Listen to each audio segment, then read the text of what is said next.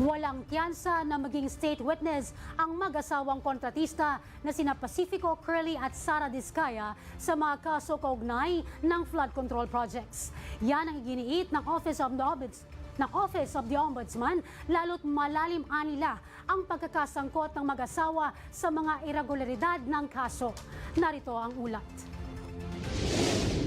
Absolutely zero chance. Ito ang mariing iginiit ni Assistant Ombudsman at Spokesperson Attorney Miko Clavano sa posibilidad na maging state witnesses ang mag-asawang Pacifico Curly at Sara Diskaya kaugnay ng manumalyang kaso ng flood control projects ng gobyerno. Ayon kay Clavano, hindi kwalipikadong maging state witness ang mga Diskaya dahil sa laki ng kanilang umano'y pagkakasangkot sa mga bilyon-bilyong proyekto sa infrastruktura ng flood control.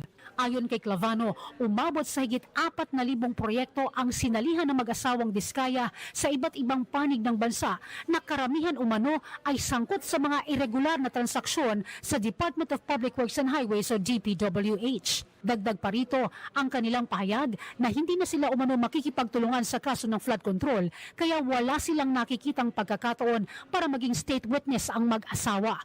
Kaya naman ituturing na lamang silang mga hostile witness at maaari na lamang kasuhan bilang mga respondent sa hinaharap. Babala pa ng tagapagsalita ng Ombudsman, hindi palalampasin ng pamahalaan ang mga testigong hindi makikipagtulungan sa pagkamit ng hustisya ng bayan. Bukod dito, mawawala na rin aniya ng proteksyon ng mga Diskaya sa ilalim ng Department of Justice Witness Protection Program. Ayon kay Clavano, haharapin ng mga Diskaya ang mga kaso ng malversation of public funds, falsification of public documents at lahat ng iba pang krimen na kanilang kinasasangkutan.